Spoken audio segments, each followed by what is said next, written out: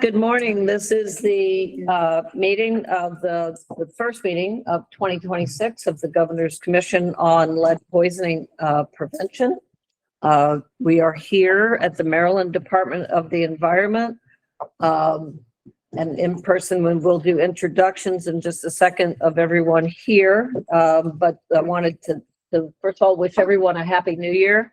So glad to see everybody here. We have a lot to do in 2026. I think we've gotten through the year of adjustment of the federal agencies. I'm not sure there will be a full ability to ever adjust to the current federal agencies approach.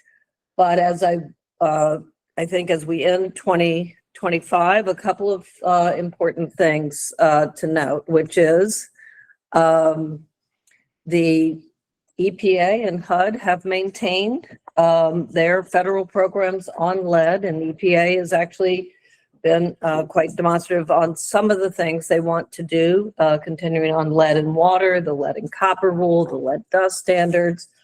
We're going to get them there, I hope, on education. And as many know, the Green and Healthy Homes Initiative, the organization that I represent here, did file suit against the EPA, won $180 million. The money was provided back, and GHHI has given out 44 of the $48 million to communities. And so I say that to say that we're going to try to keep things moving in the federal agencies, but there will be an opportunity for those working on lead and healthy housing to put in for grants so that we can finish the 48 million. And I encourage local government is an opportunity to do that, as is universities, nonprofits, and encourage people to stay tuned there. We are continuing to move forward on the HUD lead hazard control programs and moving forward. They just recently announced new awardees. Of Baltimore City, I believe, was one. So congratulations to the city of Baltimore. And there are opportunities coming out on older adults, a whole house approach, and others there. And lastly, the Department of Energy this week announced a new effort around whole house and holistic healthy housing. So all is challenging, all not lost, and we need to try to thread that needle. The state of Maryland has also really done a great job.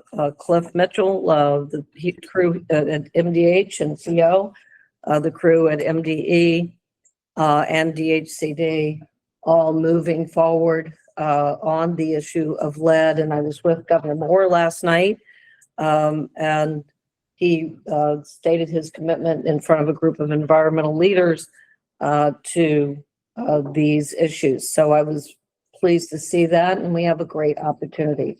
So I just want to say there is much to be done for the several thousand children that we know have lead exposure in Maryland, those that we don't know, and getting those screening rates up, the efforts that are happening.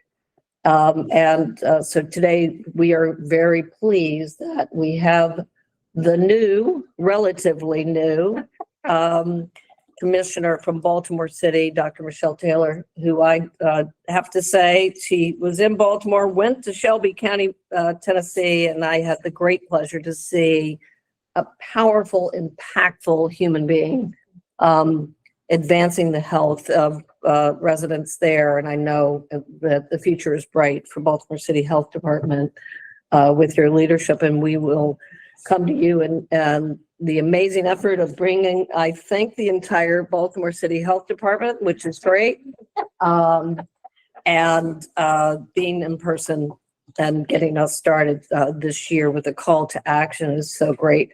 But if we can do this, we'll certainly, if we can, Wendy, let's do the roll call for our commission, and let's get started on the meeting. Okay, good morning, everybody. Can you hear me okay? Yes. Okay, so I'm going to go through who I see There are two people on the phone that I see. The last two digits, like 52 is the last two digits. I'm not sure if that's a Wendy, commissioner. that's me. That's Dawn Joy with AMA. Okay. Okay. Thanks for coming. Thank Okay. you. Thanks, Wendy. And then, sure. And then there's another call with digits ending in 68. Again, I'm not sure if that's a commissioner or not, but if you could introduce yourself, that would be great.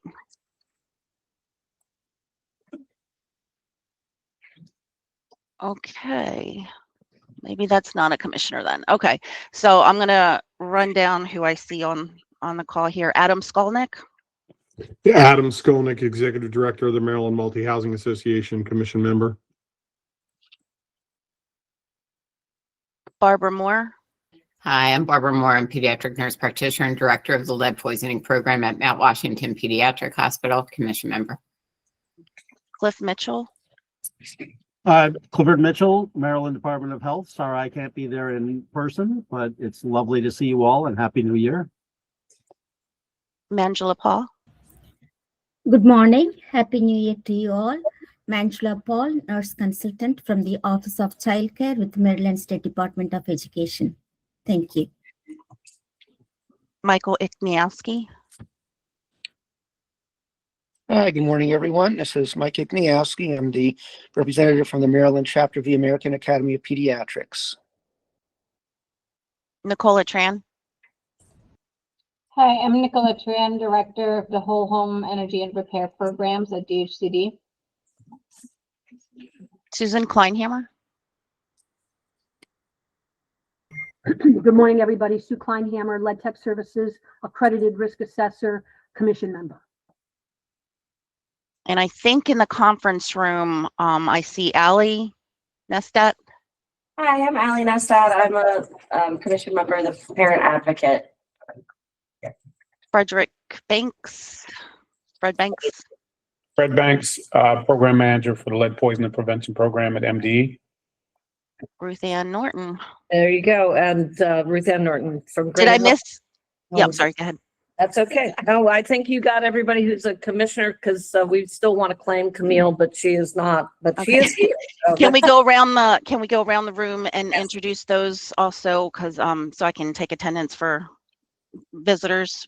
Yes, in fact, we certainly can do that. Riley, do you want to start? Sure. Riley Grace Rochon, Family Advocate Attorney with Green Healthy Homes Initiative. Brianna Adams, Director of the Childhood Lead Poison Prevention Program at the Baltimore City Health Department. Lori DeLuster, Program Compliance Officer with the Childhood Lead Poisoning Prevention Program, Baltimore City Health Department. Blair Adams, Director of Communications for the Baltimore City Health Department. I get the distinct pleasure of holding about 9 hats at this table. So Camille Burke, Deputy Chief Operating Officer, Baltimore City Health Department, but I'm also Chair of the Governor's Commission on Environmental Justice and Sustainable Communities. So I sit in that space, and we are a sister commission to this commission as well. And I'm also a former commissioner, so good luck. Yeah. Can we just introduce you as an all-around good human? Absolutely. Okay, there you go. I'm Victoria Minka, Special Assistant to the Commissioner of Health at the Baltimore City Health Department. Cool. Hi, I'm Paula Montgomery. I'm with Maryland Department of the Environment. And hello, everyone. I'm Dr. Michelle Taylor. I'm the Commissioner of Health for Baltimore City Health Department. Fantastic. And I am Ardina Holland. I am an Environmental Justice Coordinator here at MDE. Fantastic. I love that we have environmental justice coordinators, and you have an amazing environmental justice leader, as does the city of Baltimore. Let's take care of the minutes, and then we will get to Dr. Taylor. So if we could pull up the minutes, and if anyone has any notations, emendations, or comments for the minutes of the last meeting, this is your time. Seeing none, can I get a motion to adopt the minutes, please? Motion to approve the minutes. A second, please. Second. All in favor? Aye. There you go. Any opposed? All right, the minutes have been adopted. Wendy, if you'll put up the agenda for the day, and then we will get to the starring attraction for this kickoff for this year. As I said, I am thrilled to welcome Michelle Taylor, and Dr. Taylor, I know, has been not only an advocate for programs and oversaw programs for lead hazard control in Shelby County, but also lead and water. And did a lot of work with the Biden administration around lead and water. I think I saw you at the EPA in Washington. But I think brings a much more holistic approach to public health and to population health, thinking broadly about birth forward and how housing plays a part of that. But the other sources, the other issues that come into environmental health, we are delighted to welcome you. The commission needs to have a critically good relationship with Baltimore City, where we have a preponderance of poisoning cases in the state. But as we work across the state, Baltimore is also a model for how our counties across the state can operate. So we welcome you, and I would love it if you want to give us a few remarks on your work. And I will say you have put together a stellar team at the City Health Department.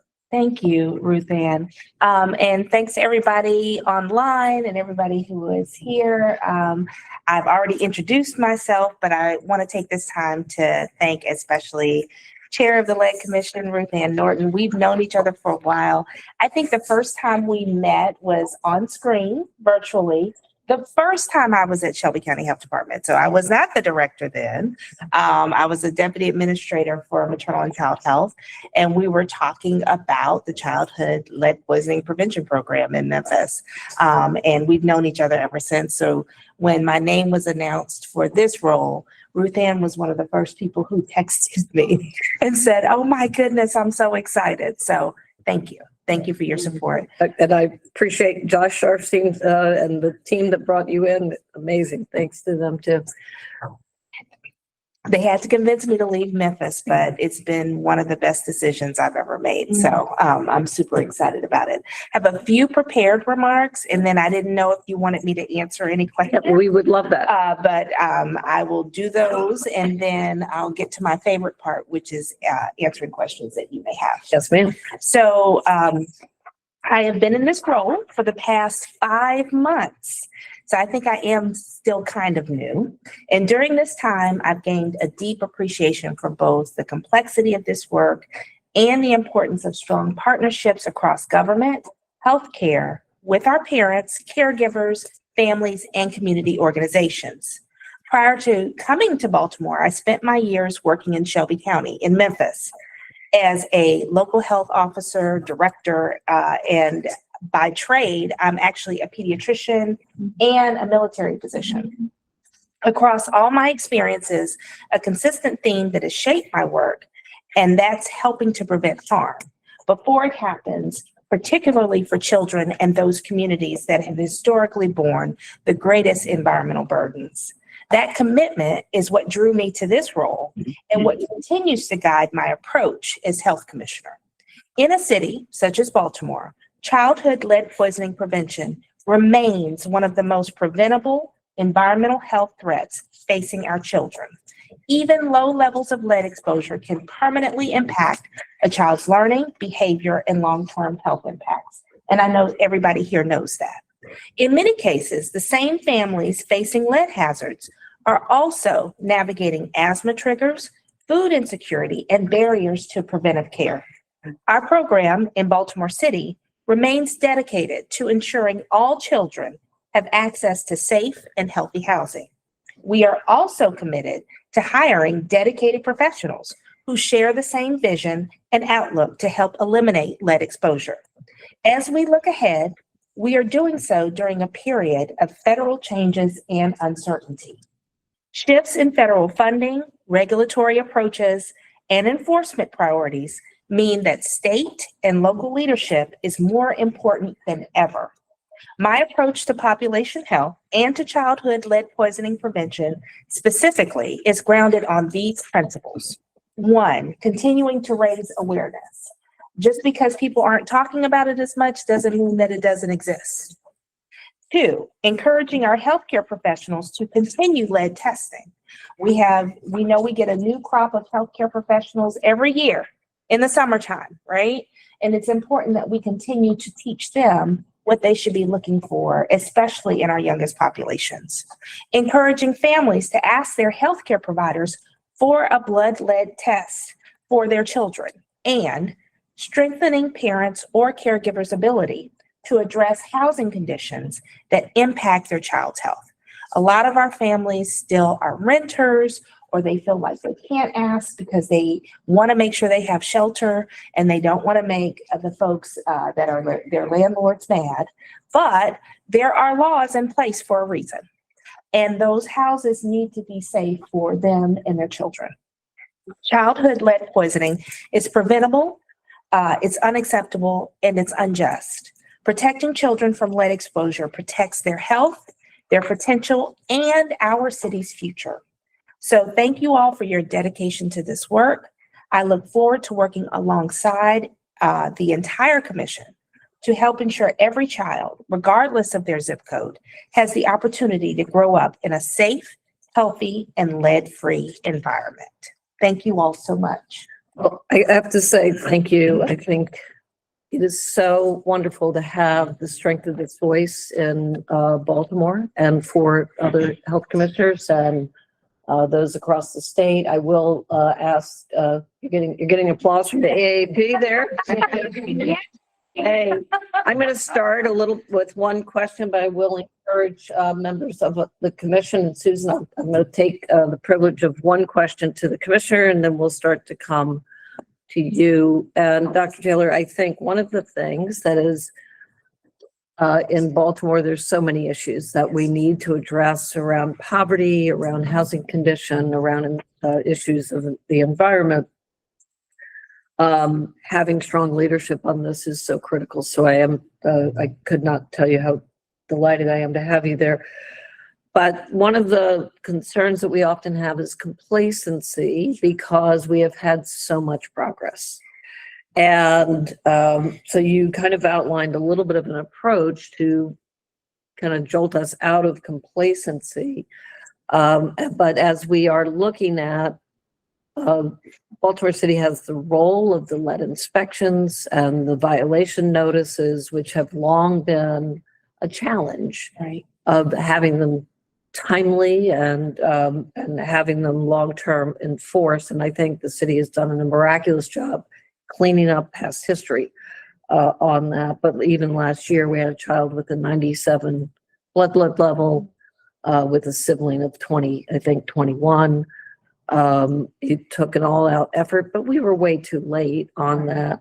So if you could just talk a little bit more about even the needs that we need to support, either through state budgets or city budgets, for you to have the partner and the lead on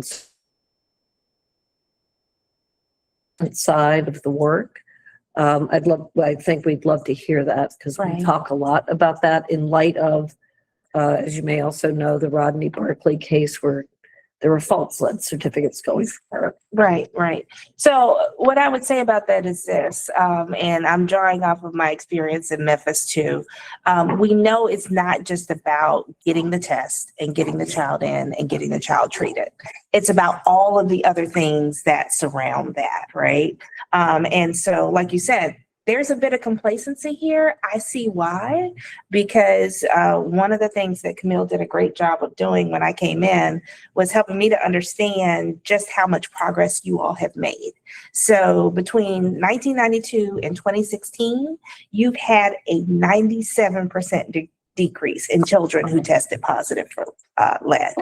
And I will tell you that is just not the case in other parts of the country. And so it's easy to become complacent when you see those kinds of decreases. However, we are in, like I was outlining, a very changing landscape from the federal side. And so before, and I'm sure this commission is familiar, before you could count on, as a jurisdiction, having money from the feds, usually from two places, from the EPA and from HUD. you could count on it. And CDC. And the CDC, right? Right. Don't leave them out. Yeah, yeah. And so there was plenty of money, even just a couple of years ago, in the system to address this, with more coming. Now we cannot say that as confidently, and a lot of the rules are being changed in the middle of the night. And so local and state government couldn't be more important. And I talked about this in my prepared remarks, but it's true, because we have to think forward about, you know, if the federal funds really do get cut off, and right now we're in a good place, but if they do get cut off, what is our contingency plan to make sure that we do not lose any of the progress that we've had? So a couple of things at Baltimore City Health Department. We are looking at every dollar that's being spent so far across programs, to include the lead program, and to make sure that we can sustain no matter what happens with federal funding, right? Can't give you more detail than that because it's a lot of planning. It's a lot of asking our state partners, you know, what does that look like on their side? But these are things that we are thinking about and we're talking about. The other thing that we do know is that, especially with federal money, a lot of times for whatever program you're talking about, the feds do not pay for communication campaigns.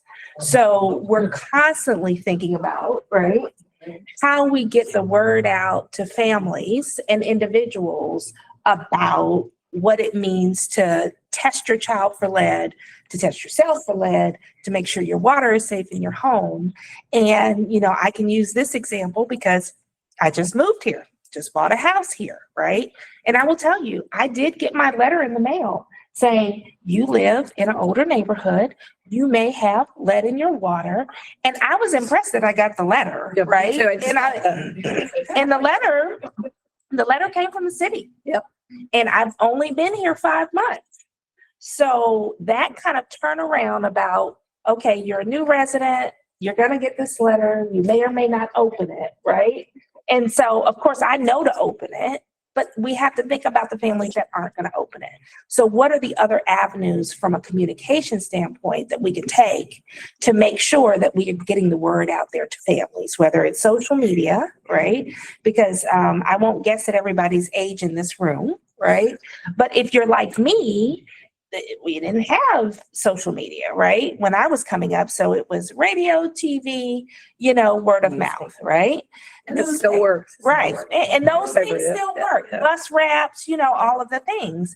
And so, yes, we keep all of those tools, but we think about all of the other ways that we can innovate to get the message out to younger families and younger generations who may not be consuming information in the same way. And I think sometimes because of medical advances and, you know, workplaces are multi-generational now, it is important that we are listening to folks who are having young children and asking them specifically, whenever there's an encounter, what is the best way to get a message to you? How would you like to receive this message? And I think sometimes we forget to ask that. Yep. And so we're doing a lot of that too within the health department to really find out, how are our families wanting to receive messages now? Of course, we'll keep the traditional ways because we have a lot of older adults as well who are affected by this problem. But we need to know what the younger end of the life spectrum is wanting to see to make sure that we're getting those messages to them.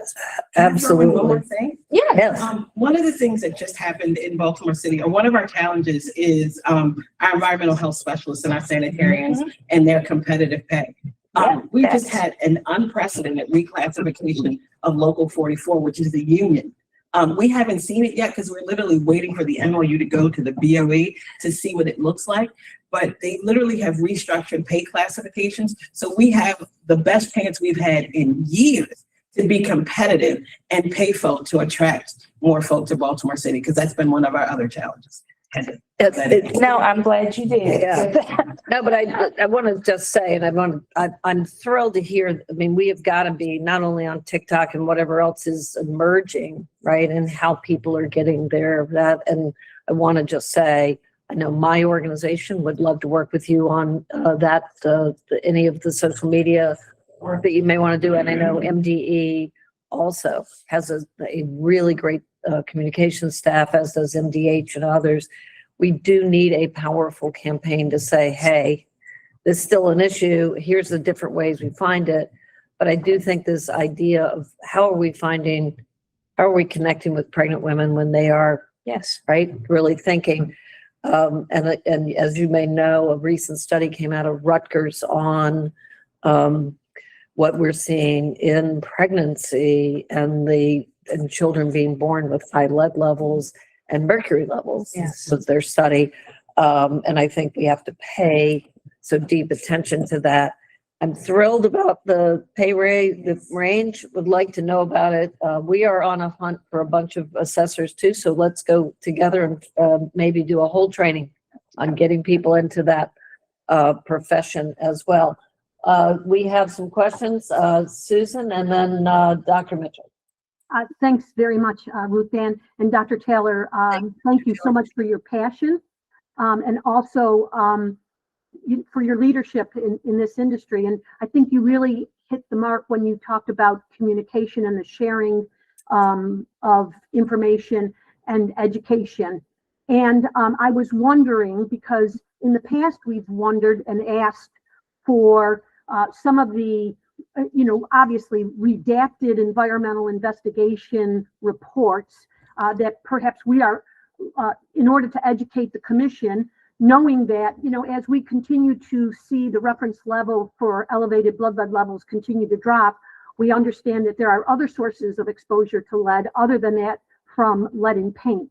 Would you be willing to share redacted environmental investigation reports with the commission so that we can learn more about what we can do to prevent additional exposures to other sources other than lead? And I wondered if, in fact, are you I meant other than paint, I think. Yeah, other than paint, correct, with Dan. And also I wondered if, in fact, are you having your inspectors following the HUD Chapter 16 chapter for environmental investigations for elevated blood level children? And I thank you for your response. Thank you so much. So I'm going to look over to my staff. That's why they are here, to see if they can answer that question for me, because I need to get smarter on that. But that's a great question. Can anybody answer that? That may be one I have to say I don't know, and we'll get back to you. Yeah, all of our reporting information, we actually feed up into MDE. Yes. And it's reported annually about the sources. And as you well know, Susan, paint is still the largest cause. Right. If there's a specific, we're happy to share a redacted EH report, but it literally, you'll see more black than you will white. So I guess I'm trying to figure out what it is that you need. Lori developed and has shared just a report 101, because not everybody can read one of those reports. It is a little complicated. It took me 1.5 years to be able to completely read and know what a transom and a windowsill and that kind of thing was. So we're happy to share it, but I can safely say, as you all well know, that paint is still the largest cause. However, massively, and we're happy to do it. Sure. Yeah, and just as a follow-up, though, that would, we have asked many times in the past for that to actually be provided to the commission, because I do think that, it's kind of like finding the needle in the haystack a little bit, that it's not always lead paint. I've done my own risk assessments where I've seen, people of certain cultures coming in and where the actual child is actually coming into this country elevated and it's not from lead in paint. But it would be certainly good to be able to see a report as it should be done according to HUD Chapter 16, and to be able to put eyes on it. And I think we have enough experience and intelligence within the commission group that we would be able to understand it. Okay. Thank you so much, Susan, and appreciate that. The city does follow HUD Chapter 16. By the way, I should say that. I know the city is likely preparing for the lowering, now that we're in 26, we have tighter lead dust levels on floors, which are going to be difficult for every homeowner, jurisdiction, every property owner. It's going to be a big, I know, headache for the MDE and an important headache, right? Because it is going to make our children safer and healthier. But thank you for your comment. Dr. Mitchell? And then, Dr. Taylor, sorry, Yes. figuring out how to unmute myself. First of all, I'm sorry that I'm not there in person. I just wanted to say good morning. And we probably just have to have, a couple of conversations. Camille has probably warned you about me. No, she has not. Oh, well, your staff is clearly not living up to prior expectations. But she will. But I think just to think about some of the ways we work together from the department to the department. I think, first of all, Ruth Ann said it, but I will just say it again. Baltimore's been the model for our statewide home visiting program, both in asthma and in lead. And I'm looking forward to, and Theo Williams, Adonna Patterson, and I are looking forward to working with you across this range of opportunities. I am, and this, Ruth Ann, is partly for the commission, as we think about the fiscal challenges that the state, some of which you have enumerated on the federal side and on the state side, we are looking to do what we do better and smarter. And I'm hoping to work with you on some ways to think about that, both in Baltimore and also across the state, because you guys are a model for the programs that we have in other parts of the state. And I also think that we have some opportunities on the outreach side, some of which I've discussed with Brianna, Camille, and others, around thinking about how we can better address those areas where we have relatively low testing rates, but relatively persistently high lead rates. And this is something that I think our epidemiologists, Shamola Diet at the Department of the Environment and in Fred's group, and you all, we should think about how we can better use some of the data from testing to highlight where we might have some opportunities for more focused outreach, both on the clinical side to clinicians and also on the family side. Absolutely, Dr. Mitchell. So, just to give you a little background, that was the approach that we took in Memphis and Shelby County all the time. So whatever issue that we were looking at, the first thing we were going to do is figure out what the top 10 or 5 priority zip codes or CSAs were for that issue, and then go to those areas and set up events. Now, normally they would be, we did this for HIV, they would be status neutral events. So that means that it would not just be that health issue, but it would be everything else that the health department could bring to bear to plop down in that area. So we are having significant talks internally right now about what that looks like, what issues we want to focus on, because as you all know, normally, if you pick out one issue, there are 3 others that map to those 10 areas. So as we get closer to figuring out what that looks like, lead will be included, and we will be including our partners at the state and at other agencies to make sure that we're all going in together and know what the plan is. So yes, thank you for that suggestion. We are actively looking at that, and more to come. Well, I will just say on behalf of myself and our staff, we are happy to be any place that you want us to be, anytime you want us to be there. Okay, good. Good to have a state agency.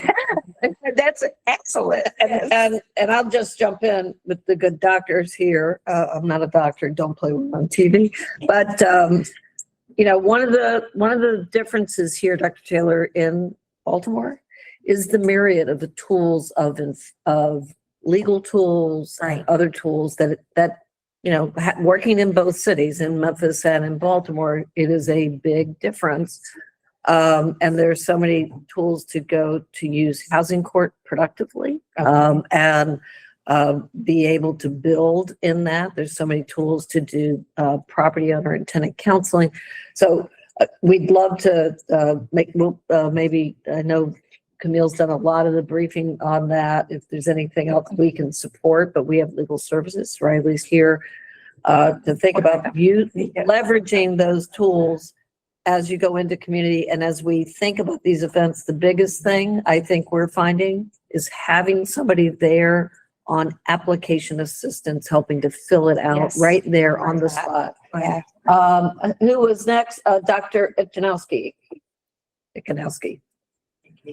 Well, again, not so much a question as just a comment and reinforce some of your message. Dr. Taylor, first of all, welcome to Baltimore. Thank you. I don't know if you're aware of the history of lead poisoning in Baltimore, but much of the early research on childhood lead poisoning took place right here in Baltimore through what was then Baltimore City Hospitals. Dr. Julian Chisholm was a pioneer in lead poisoning in Baltimore and the state of Maryland and for the entire country. So, and continue on with his legacy here and help make Baltimore, work towards making Baltimore lead free and keeping the kids here safe. I did, as Dr. Mitchell has offered, the services of Maryland AAP chapter to help get the message out. We have done a good bit of work in lead poisoning and communicating to our members across the state to make them aware of the importance of lead poisoning testing. And you're probably aware of the recent baby food poisoning issue that affected quite a few states across the country. Maryland did pass a law that went into effect a year ago, requiring manufacturers of baby food to test their food before selling it and to post a QR code on their product shelves that parents could look at and be connected to the results of that testing. So that lead poisoning outbreak would not have been detected without screening. Many of the kids were not living in old housing exposed to lead paint, but were contaminated from food that they thought was healthy for the parents thought were healthy for their kids. So, the only way you find it is to screen all the kids and see if any of them have elevated lead levels. I mean, there's certainly a tendency to adulterate spices like turmeric and cinnamon with lead compounds, and the kids are the ones that pay the price for that, for the sake of a few extra bucks by making the product weigh more, which is sold by the pound or the kilogram. So again, whatever help we can provide for you, we're looking forward to working with you. And again, welcome to Baltimore. And I think we've done your AAP annual meeting keynote speaker over here, bud. Just a suggestion there. Mangela, and sorry, did you want to comment for Dr.? No, I just wanted to thank him. Everybody has been so welcoming. And thank you for the reminder of that history. Like I've been telling everybody, the staff at Baltimore City Health Department has been phenomenal. They have gotten me spun up on not only the history of the department, but specifically lead. And I've already given a couple of talks where I've used those graphs that show the significant progress here. And it's interesting for me because the progress that you all have made tracks with when I was getting educated in college, in med school. And so to see the strides that Baltimore City has made in that time period, it just reinforces what I learned in school and what I've been trained to do. So we are thrilled. Mangela Paul from Maryland Child Care. Yes, ma'am. I'll take it. Thank you. Department of Education. Yeah. Good morning, Dr. Taylor. Welcome. I am Angela Paul. I'm a family nurse practitioner with the Division of Early Childhood at Maryland State Department of Education.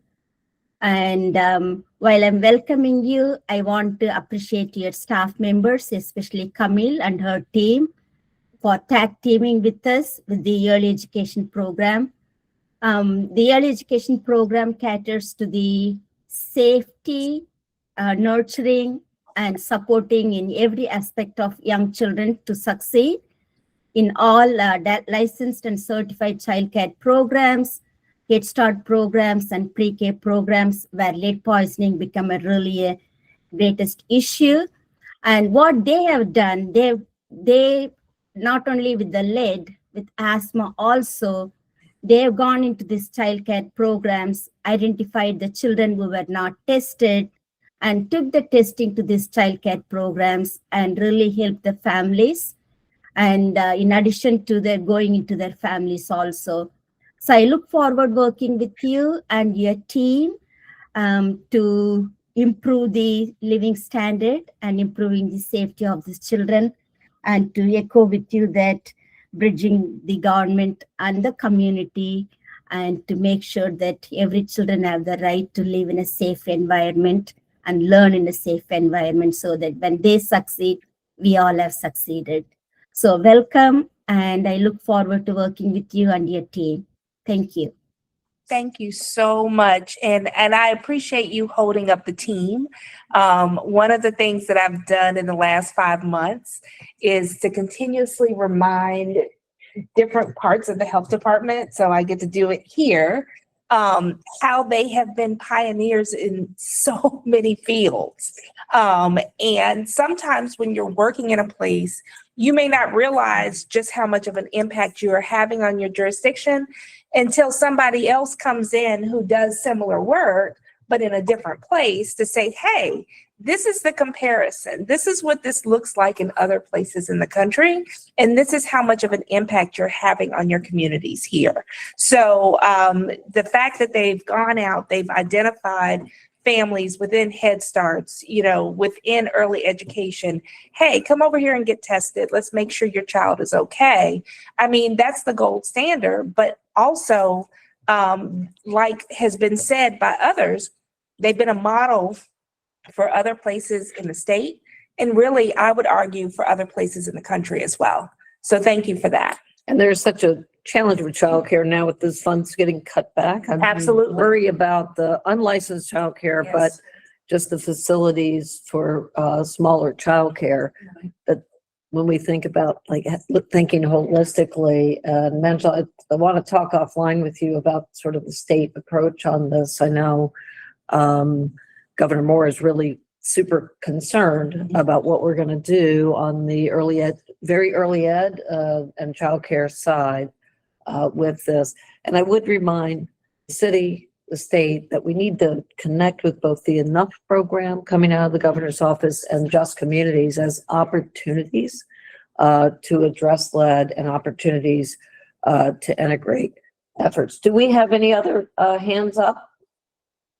We do not. I know you have you're welcome to stay. We're going to have other discussions on legislation and the like, but please let us know as a commission how we can best support the health department's work with the city housing department, and all of the work in community. You are our pillar of how we advance environmental justice, environmental health, and opportunity for children.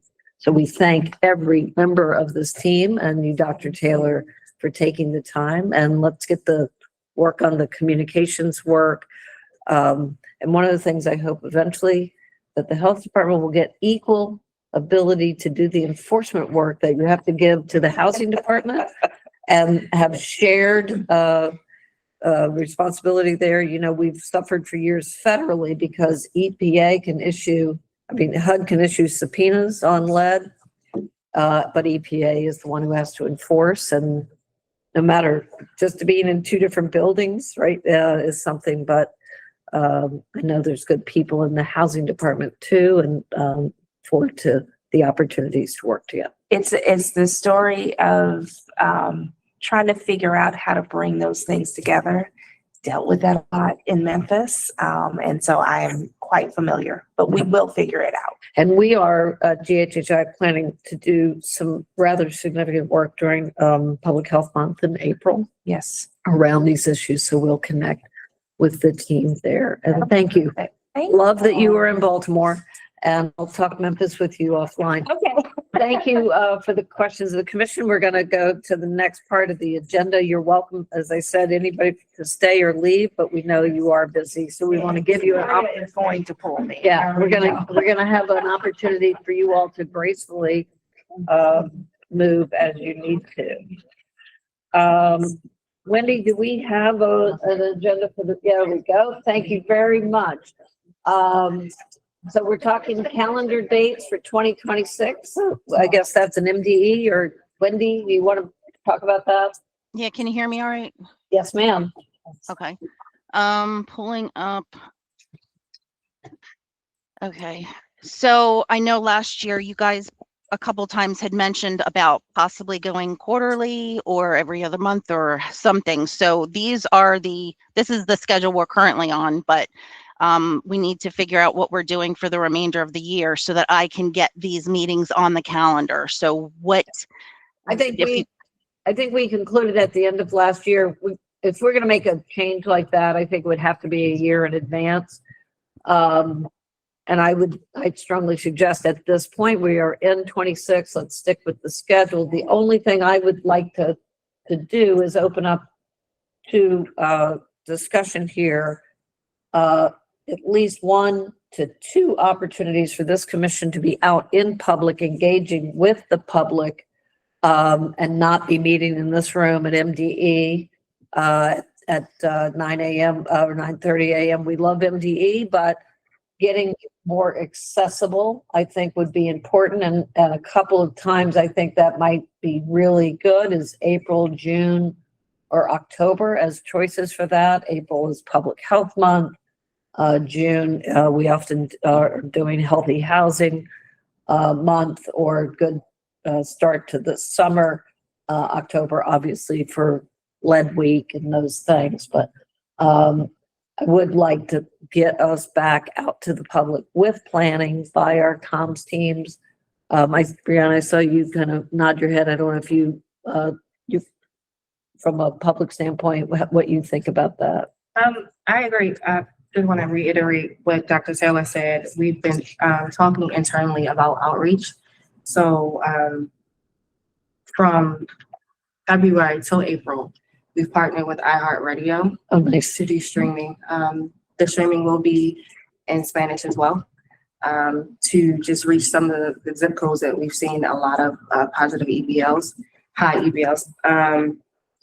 And not only that, but what Lead Week taught us was, of course, if someone is affected by lead, there's probably 6 times, 7 times, 9 times out of 10 that they're dealing with other social needs and disparities. So we partnered with other agencies, state community agencies, just to make sure that when we are doing outreach, we have those services available, walking with us or just tabling with us at different events. Well, that is great. And we want to build into that by getting this commission into the public. Susan, thank you for that. Susan, do you have a comment? Yeah, Ruth Ann, thanks so much. While I'm okay with meeting every month as a full commission, I think this is the time when I would really strongly push to have subcommittees, that if the commission were to not meet every month, at least a health subcommittee, a housing subcommittee could meet more frequently than the commission, so that they could then report to the entire commission the efforts and progress that have been made in those individual subcommittees.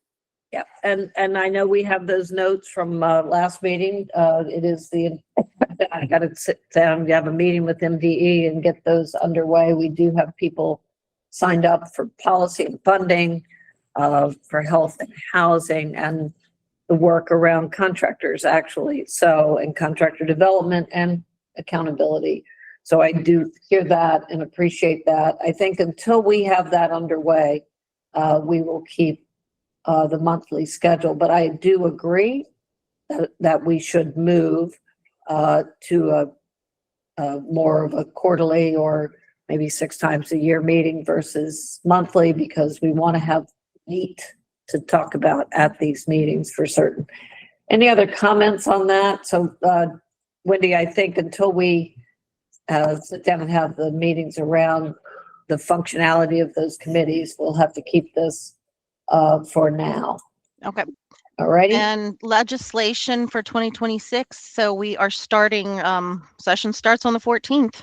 Yes, it does. Party start on the 14th, real work starts on the 15th, but budget will be announced in 2 weeks. I will remind people there is a process for supplemental budgets as well.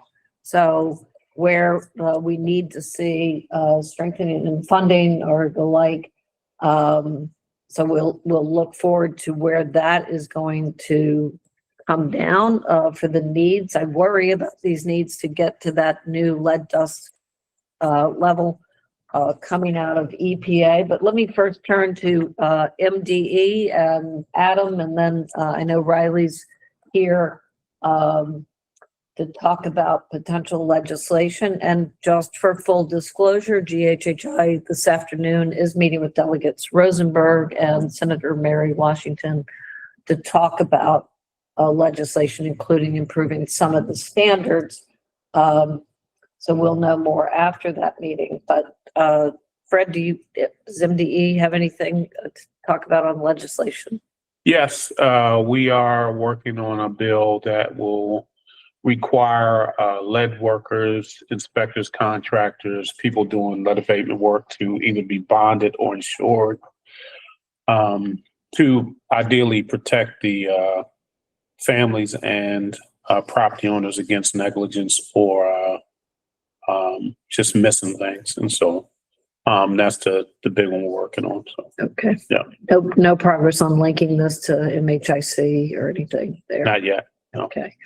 All right, Adam, anything that you have coming out of the property owners? Well, there's a couple things. Hey, Fred, when you guys know something about that, because obviously we're going to want to price, what type of insurance or bonding you guys are hoping to require, so we have a sense of how much that's going to increase costs, which makes total sense.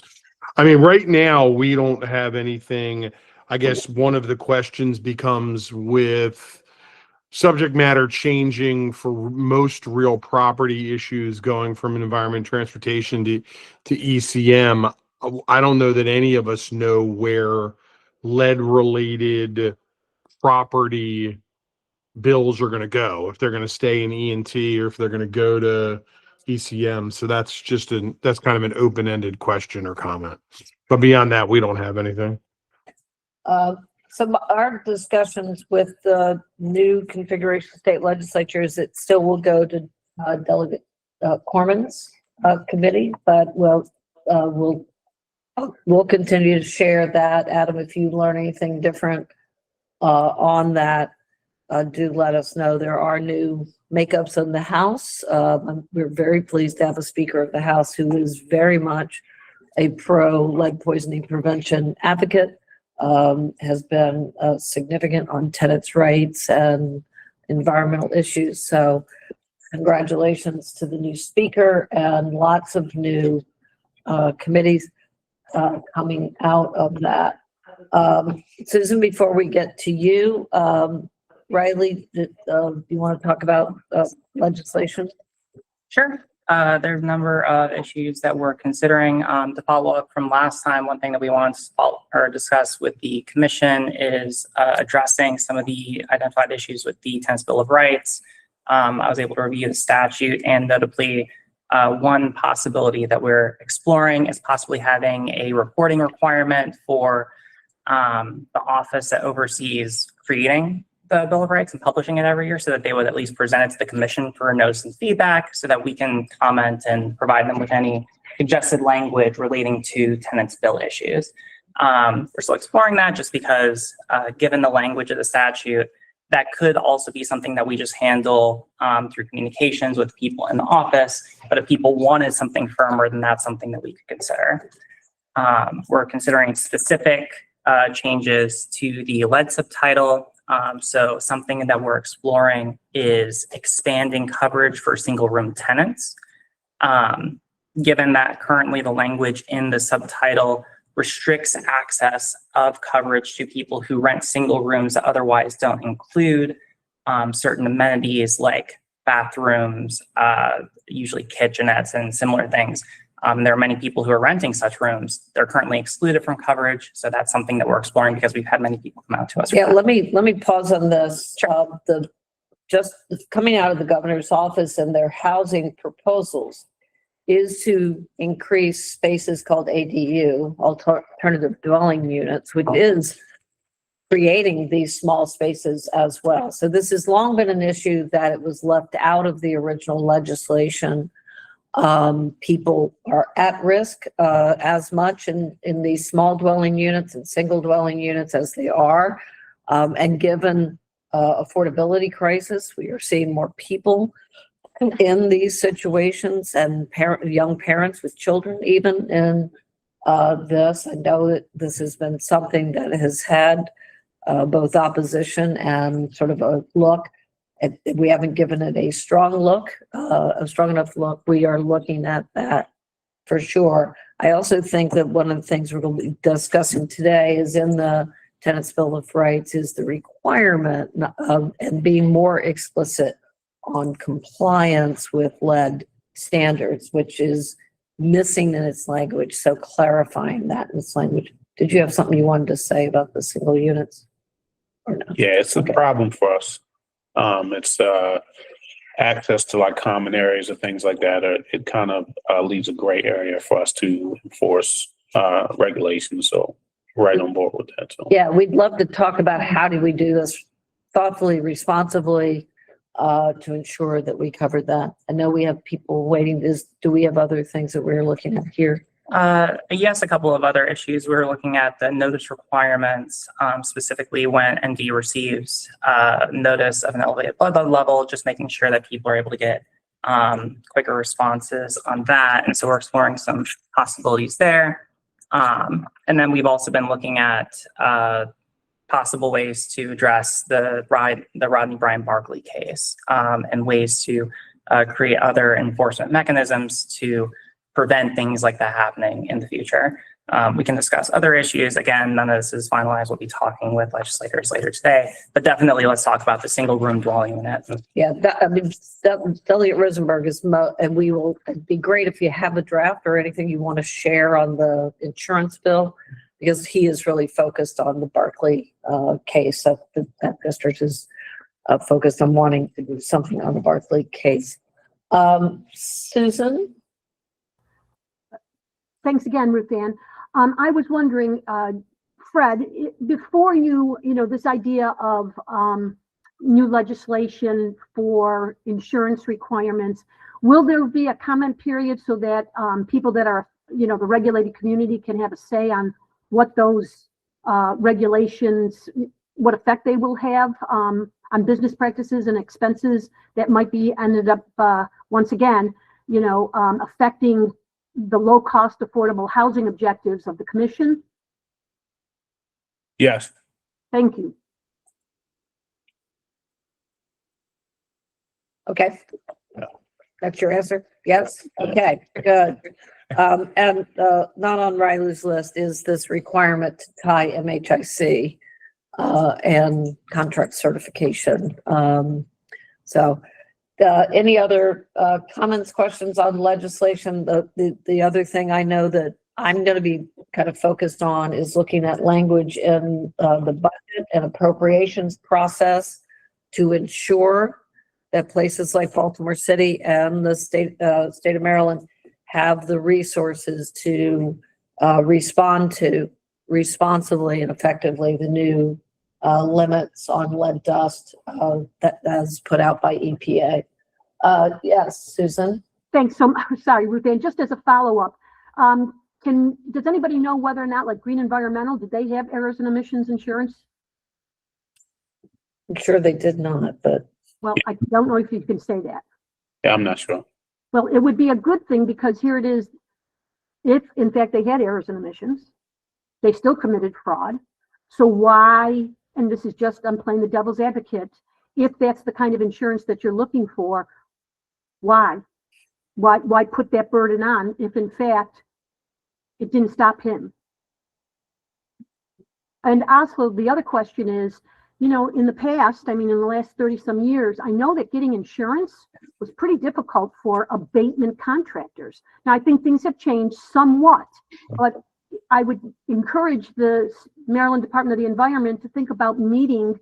I mean, we certainly have a commission member who represents the insurance industry. I think it makes sense that they meet with that commission member and or in carriers of insurance to kind of see what the impact is going to be and whether or not the type of insurance that you're proposing is readily available.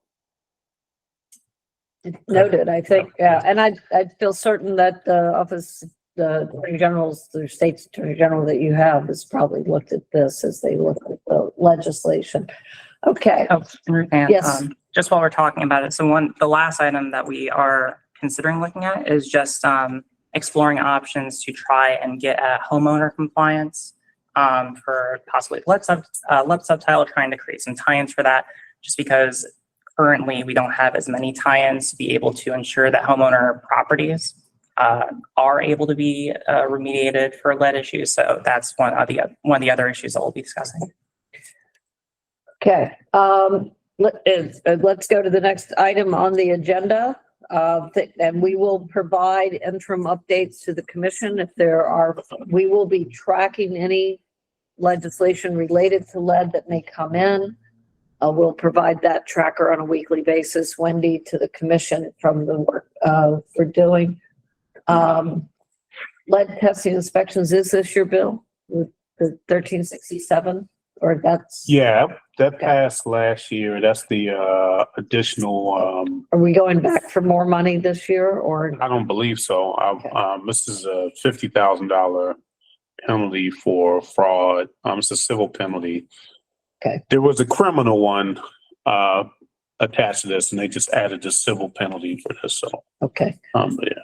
That's, and so that is, and what is the effective date? Is it now in effect? No, I believe it's oh yeah, it says 2025, October 2025. July 1st. Okay. Yeah. Good. It would be great if you've seen any change or any on the implementation and what you see. I'd love to hear that next meeting if we can. Can you pull the agenda up, please? Susan's hands up, Ruth Ann. Okay, Susan. Thanks again. You know, unfortunately, I did not do my constituency a favor by voting on this bill in a favorable manner. I think that one thing I would certainly like to do is to make sure that if we're going to take a vote as a commission, that we look at the actual language of the bill prior to that taking of a vote in the future. I've had a chance to take a look. We did that last year for this bill. This bill is adopted and went into effect in law on October 1st. I agree that we talked about it, but we didn't look at the language of it, Ruth Ann. We did not, because I'm looking at the language and I would never have voted on this legislation as it is written, because this statute raises the stakes of accuracy and documentation. I'm going to stop, okay? And I will say we will do we will try to get language to those bills, but commissioners do have a responsibility also to look at it. You can pull it off of the General Assembly. We will try to get that. This is already in effect. And this is what we are doing prospectively moving forward.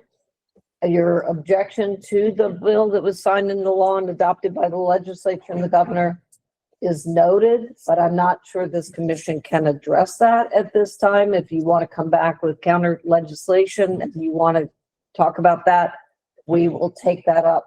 Dr. Mitchell? Yeah, so I just want to respond a little bit to Susan's comment in the following way, having served on other government commissions and councils that have considered legislation. And without respect to any particular piece of legislation, I will say that one of the things that I've always wondered about this commission and with some of the others that on which I've served is it's always struck me that the best, most effective way for this commission and others to work is to enumerate the general principle that the bill is being passed for, partly because of this problem of bills changing at the last minute. I have always supported the idea that if we are going to discuss legislation, what we ought to be doing is not necessarily endorsing a bill or an amendment, but enumerating and identifying the aspirational language that we want the bill to include or not include, depending upon what the sense of the council, of the commission is. And I would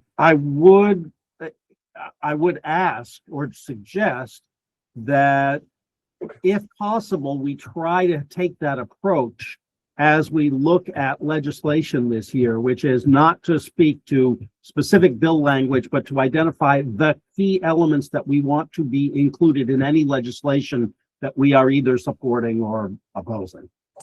That I think is fair. I think there will be the times that the commission may choose to testify.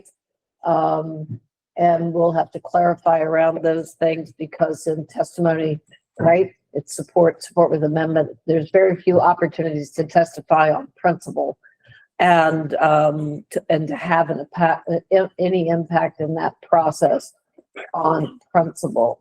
But 1367, Wendy, I cannot see, maybe Fred can bring it up. There's comments being written by a guest, I think, as well. Oh, the comments were for public, when we get to the public section, public comments. Yeah, okay, I got it. So I'm just putting it on the, I'll Susan, pack this it on is- the end of the agenda. That's a bunch of questions this morning. Can we try to make this the last one for this? Thank you. You're on mute, Susan, you're on mute. We can't hear you. Oh, thanks, Fred. I appreciate that.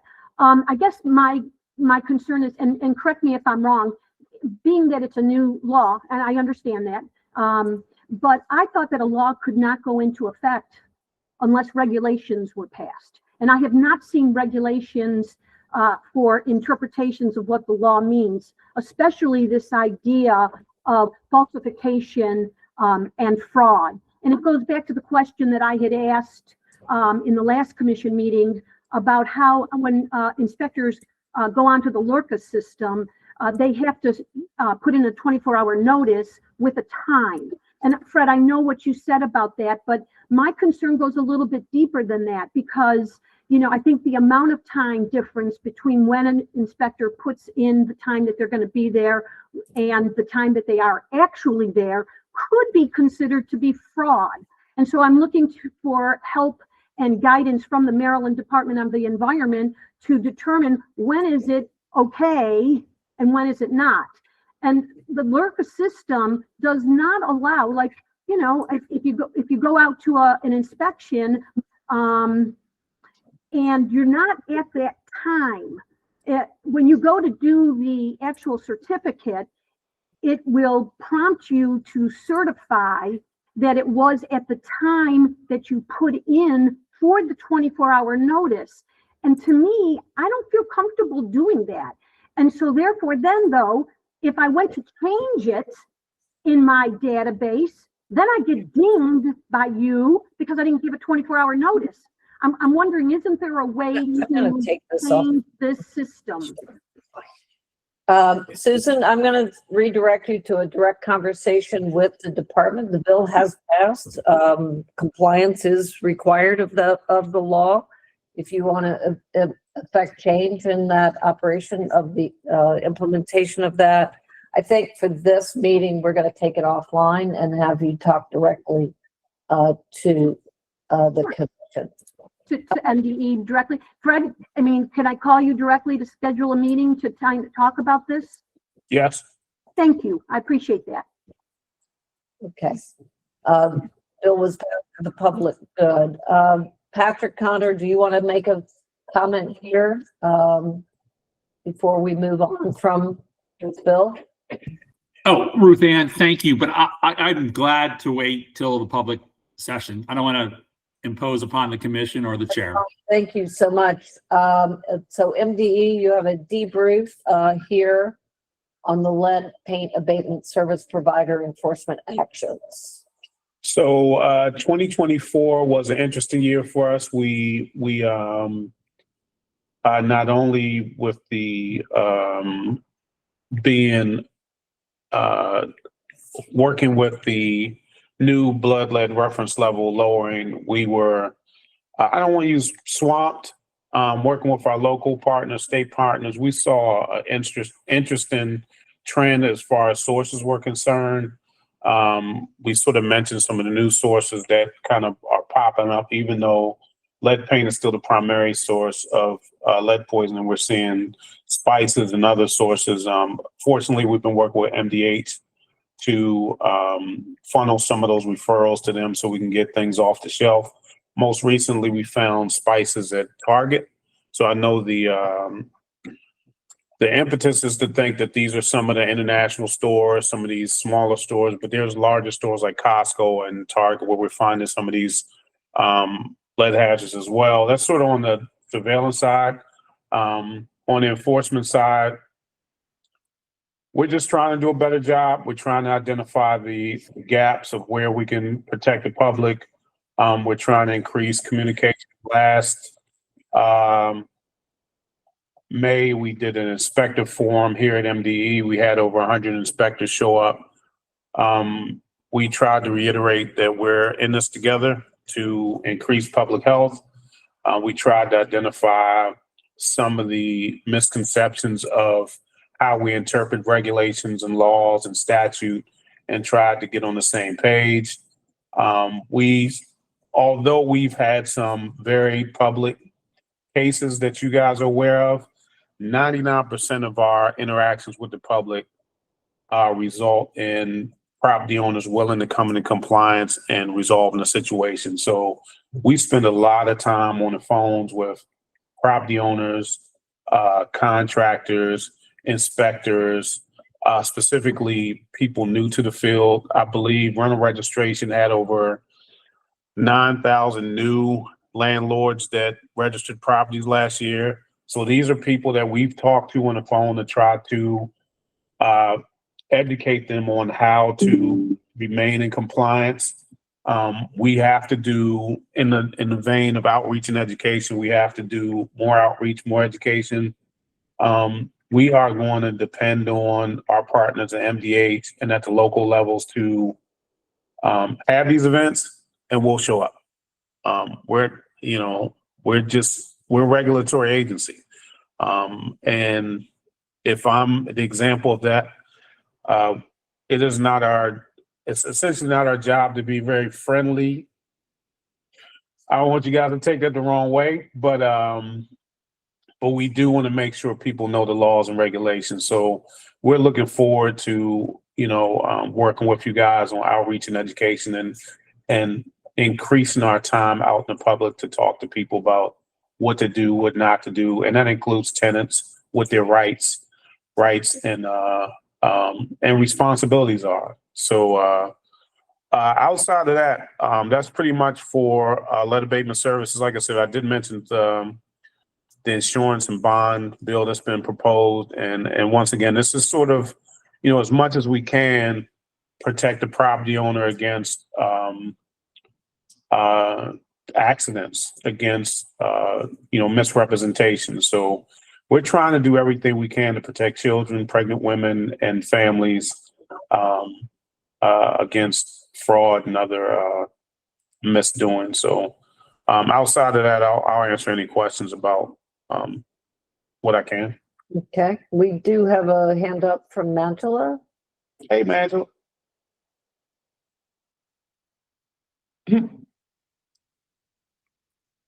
I don't see her hand up. No. Is she there? No, I didn't. Okay, put yeah. my hand up. Thank Well, I see the name above, so I thought your hand was up. I apologize for that. you. No worries. Okay. Well, thank you, Fred. Any questions from Fred on this matter? Any comments? Okay, thank you. Let's go to the next thing, Wendy. And I know we're getting kind of close to time. We're not actually close to time. Yeah, it's 11:15. The next on the agenda is the Lead Commission vacancies. We're still looking for that House member. If you would work with me, I would like to draft a letter to the new speaker and get this on the agenda. There's an entirely new makeup, and I think Adam raised a good question of where the legislature is going to go. We'll get that confirmed and try to get someone quickly appointed. I know the new speaker will want to do that on this issue. So, and I will talk to Senator Washington today to ask her to send a representative of her office during session if she cannot attend. So we will see her this afternoon. I will make sure that we ask on that. And we still have one position open, representative of owners of rental property built after 1949. If anybody has any recommendations or, reach out to us. Hey, Wendy, it's Adam. Do me a favor. Yeah. And it's kind of one of those days. Can you just send me a reminder email and I'll try and help you find somebody for that? Okay. Yes. No problem. Thank you. And definitely appreciate that. And that's post 49, is that right? Yes. Okay. Yes, 1949. Yep. Okay. All righty. Thank you. Next on the agenda here. Okay. Oh, that's it. Unless, hot Let's topics. just see if we have any key hot topics. Anything else from MDE? Yeah, we hit the button on our new fees as of January 2nd for rental registration and renewal. So if you guys have any questions or comments, you can reach out to me offline. But Let's make sure we do a social media alert on that for sure. Thank you. MDH, anything? Unlike Fred, I've tried to avoid hitting any buttons of any kind. We don't have much. We have been working with the Association of State and Territorial Health Officials on a new initiative to provide some additional funding to local health departments that are not part of the 11 that do home visiting. And in that regard, we're hoping to work with them on some additional capacity to do case management for lead poisoned children. We're also thinking about how we enhance our ability to provide assistance to those more rural jurisdictions that are not in the central Maryland region when they have lead case management, and thinking about ways we can provide additional support to them. And then finally, we are continuing our home visiting work and our work with MDE and the local jurisdictions. And Ruth Ann, just let me know at some point if you'd like to have some more of the local health department case managers talk about how they are doing case management and working on lead in jurisdictions that we don't necessarily hear from as often. I will do. Thank you. All right. Who's next on that list? We have, it's coming up. Where is it? Mangela. Oh, no, I'm sorry. Dr. Igniowski. AAP, any events coming up? Anything we should know? No events coming up. We'll be looking to see what environmental health issues will be brought to legislation in the coming session. So that'll be our next focus, but no specific activities scheduled at the moment. Okay. Angela, anything we should know? No, ma'am, nothing significant. Thank you. Okay. All right. Well, come on, February. We want to see what everybody's doing.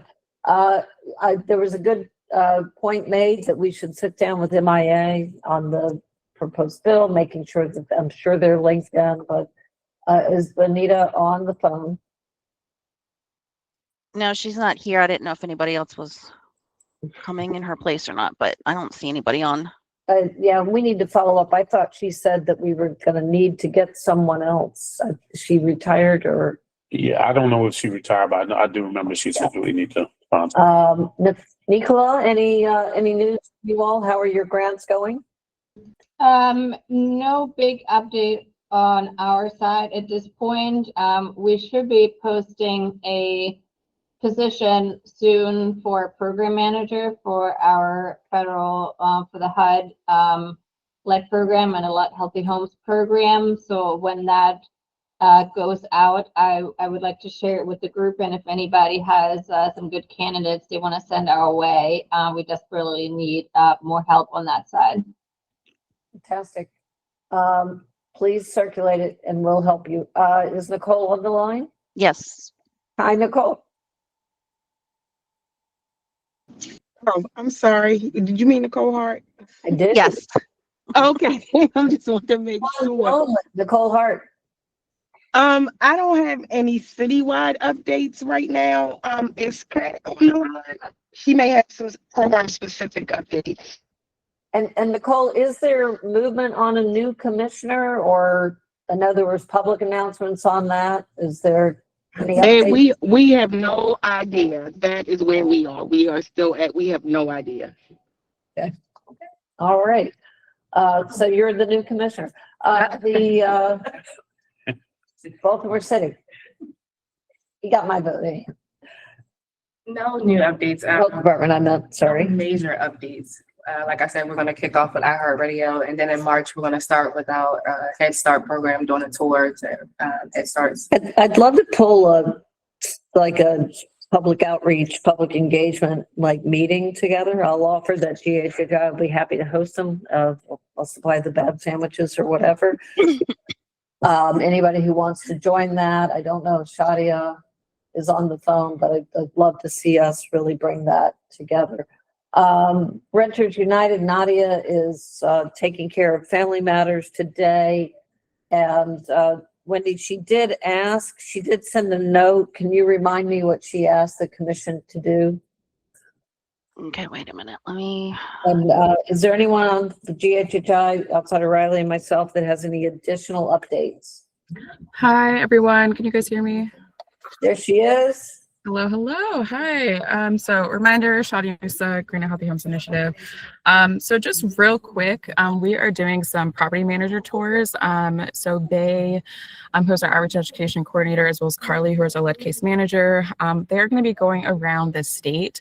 They has done some really great mapping work to identify affected properties, namely in Baltimore City and Baltimore County for now, but we will do the entire state. So we're going to go stop by those multifamily housing units to see if we can talk to some property owners. We have a packet of a bunch of information, some compliance assistance, information brochures, etc., that we will be canvassing and doing some targeted outreach for.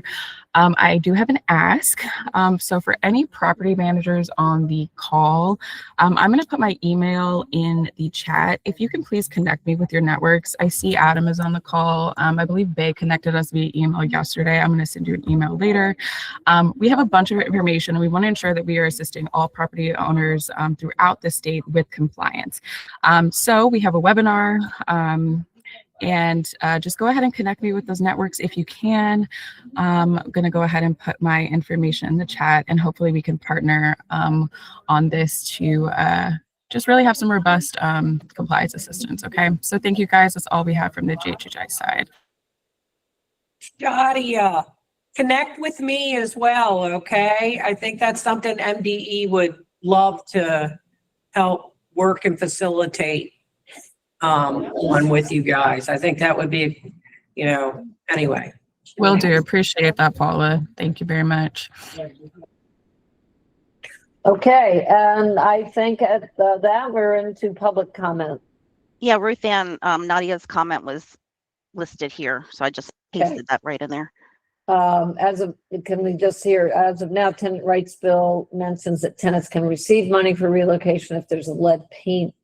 Section 6, I think it would be strengthened by specific mention of lead-free or lead risk reduction certificate.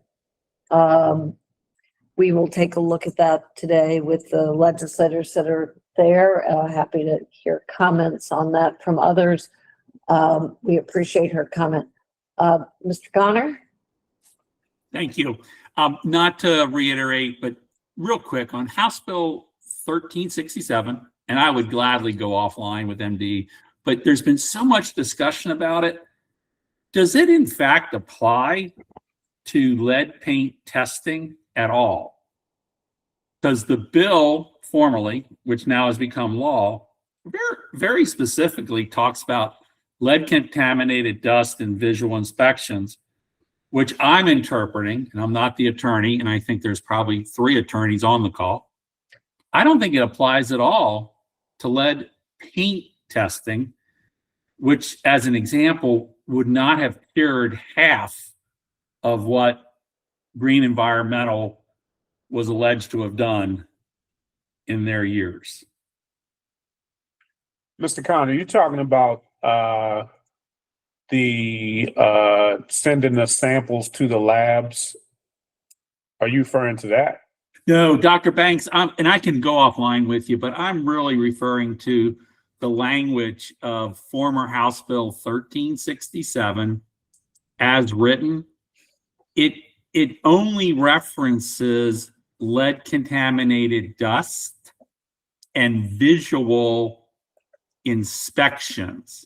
It is silent on paint testing. I got you. And I've referenced every section back and forth, incorporated by reference. And it appears, and I know this commission has discussed it for months, but it simply appears to cover, which is important, no belittling at all.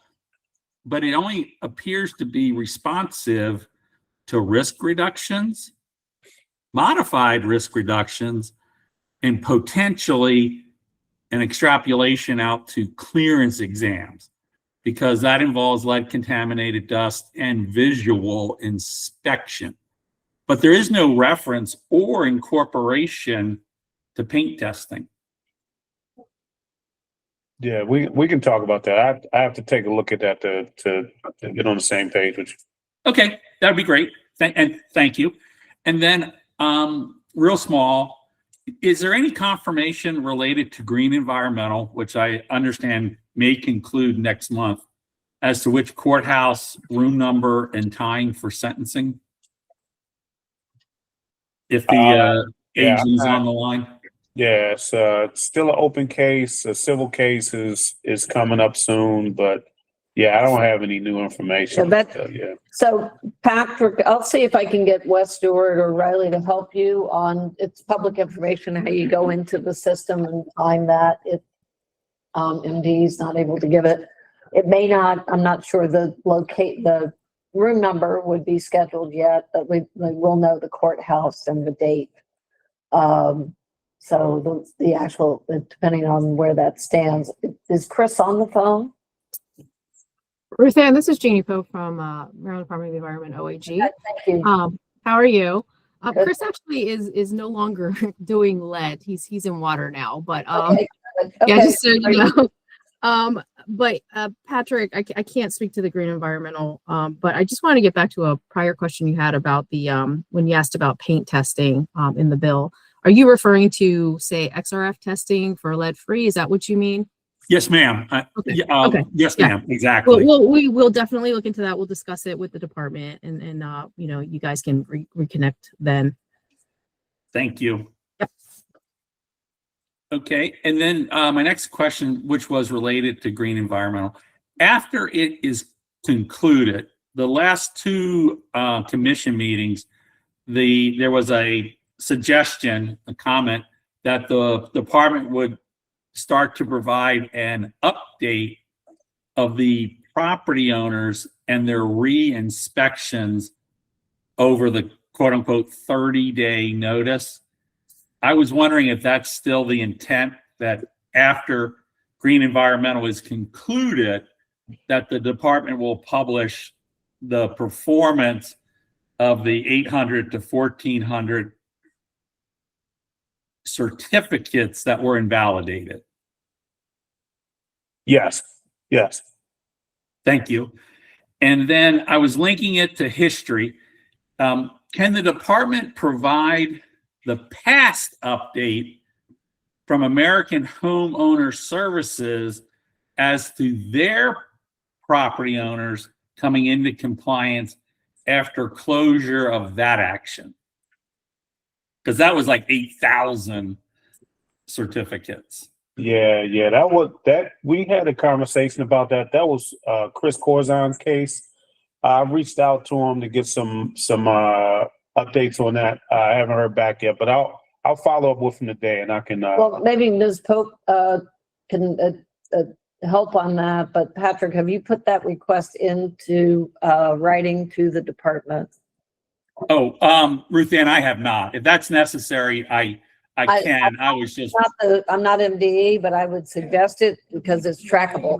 It's probably a PIA request. Yeah, it may be a public information request. Ms. Pope is on the line. I don't know if she would like to respond to that, but. Yeah, I agree. And we can get with the department for any assistance they need in addressing that. But yeah, this was Chris's case, but I think the MDE, would need to go through their records and look at, what they have on that. Okay, I just thought it'd be a great example for the commission to see how the corrective action worked on a closed situation and not really have to wait till green environmental getting closed. No, I think that's right. And that's, thank God you've been around that long to have that good history there. And Patrick, this is just a suggestion that you email Fred or Ms. Pope and maybe request that so that it does not slow the process to that. I think that concludes unless we have other public comment. We thank you very much for your time, all of your good questions and suggestions. I want to give a special shout out to the city of Baltimore, Charm City. Ravens got a lot of change. City's got a lot of change. I think City Health Department is doing better than the Ravens right now, but we'll all get it together. And we will see you in February. Thank you.